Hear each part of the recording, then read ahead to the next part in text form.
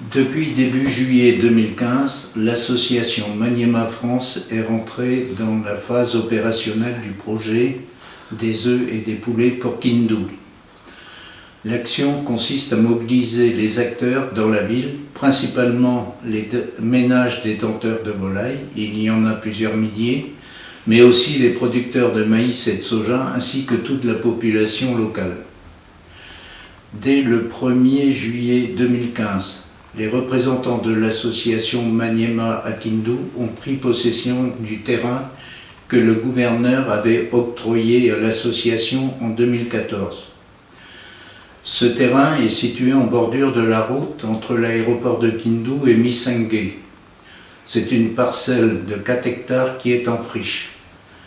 Philippe Kachaka, le coordonnateur, conduit la délégation et se rend compte de l'étendue des travaux qui seront nécessaires pour rendre ce terrain cultivable.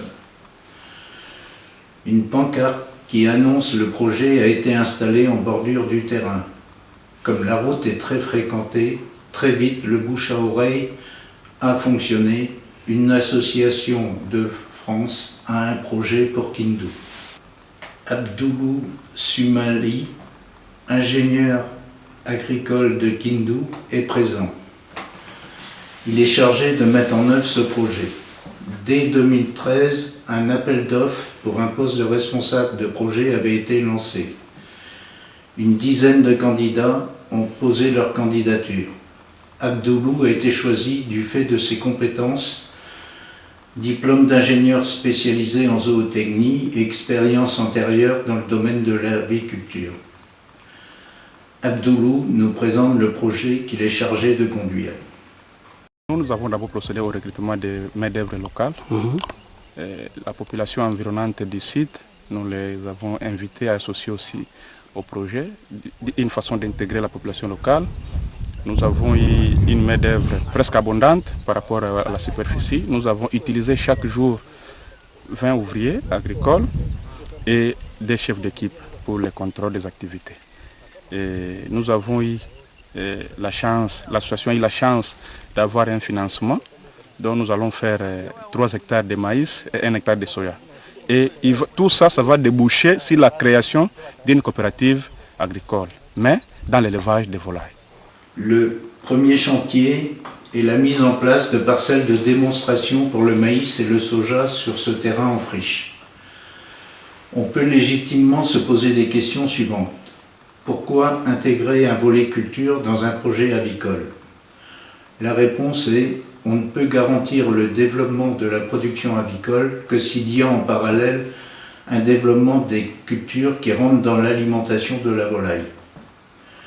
Pourquoi choisir le maïs et le soja? La réponse est: le maïs et le soja représentent 90% de l'alimentation de la volaille.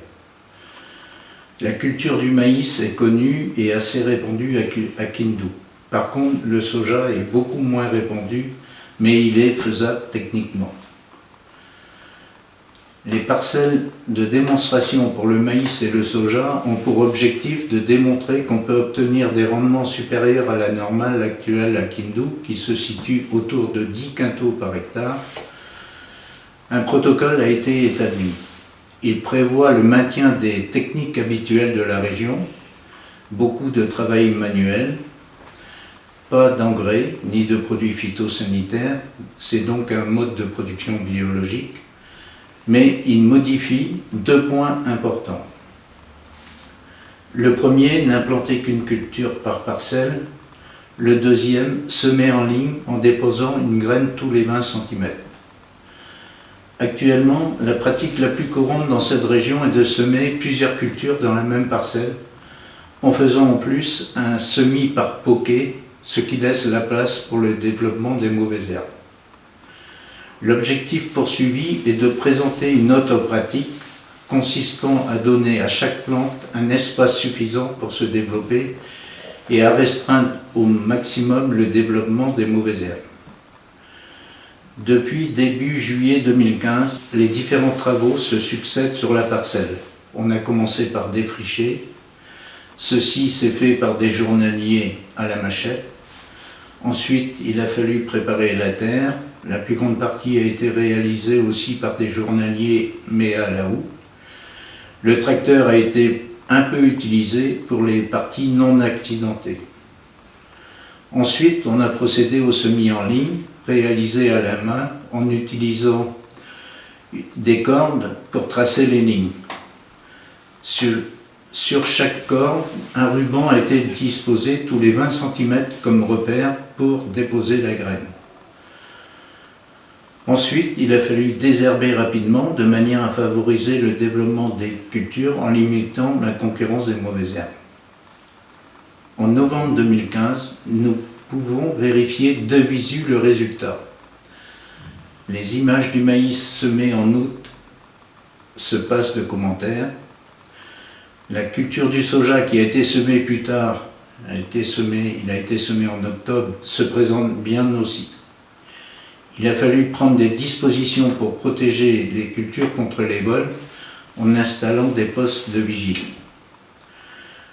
Les cultures se développent normalement et la récolte du maïs est prévue pour décembre 2015, celle du soja pour janvier 2016. Les parcelles de démonstration jouent bien leur rôle tant l'aspect des cultures est différent de ce que l'on voit habituellement dans le Maniema. L'écart est si grand que beaucoup de gens croient que ce sont des variétés spéciales venant de France. Ce qui fait qu'on engage la discussion en précisant qu'il n'y a eu juste une modification de certaines pratiques pour avoir ce résultat. Le deuxième chantier a été de démarcher les ménages détenteurs de volailles.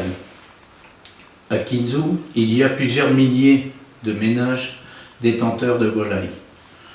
La stratégie de l'association est de leur donner les moyens de produire eux-mêmes plus d'œufs et de poulets. Pour ce faire, il est indispensable d'aller à leur rencontre pour les informer du projet, mieux connaître leurs besoins et lever les freins au développement de la production.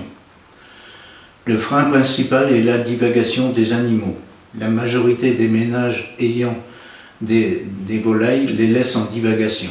Le premier message est de construire des poulaillers en préconisant une construction à l'économie. Le deuxième message est de les inciter à adhérer à une coopérative avicole qui va gérer l'unité de production avicole qui sera mise en place à partir de juillet 2016. Ainsi, les ménages adhérents de la coopérative disposeront de poussins de race améliorée, d'aliments et de médicaments spécifiques volailles et de formation avicole. Pour la coopérative avicole, l'association a volontairement choisi l'option d'une coopérative avec beaucoup d'adhérents grâce à un niveau raisonnable de part sociale, à savoir 10 $ par adhérent. Depuis le mois de septembre, Abdoul va à la rencontre des ménages. Il prodigue des conseils, il distribue 2 tracts, l'un pour présenter le projet, l'autre pour présenter la coopérative. Il répond aux questions. Fin novembre 2015, il a rencontré 350 ménages en individuel ou en groupe.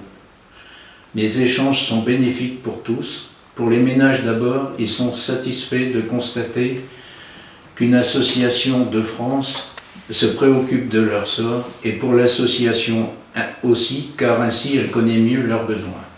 Fin novembre 2015, on comptabilise 300 ménages, soit 85% des ménages démarchés, prêts à adhérer à la coopérative.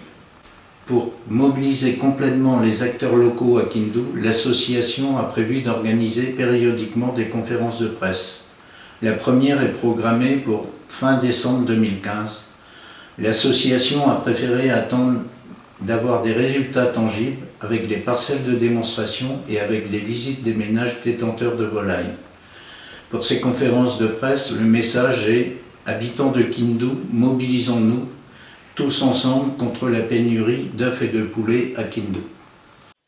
L'association privilégie désormais une autre stratégie, à savoir donner les moyens aux ménages détenteurs de volailles.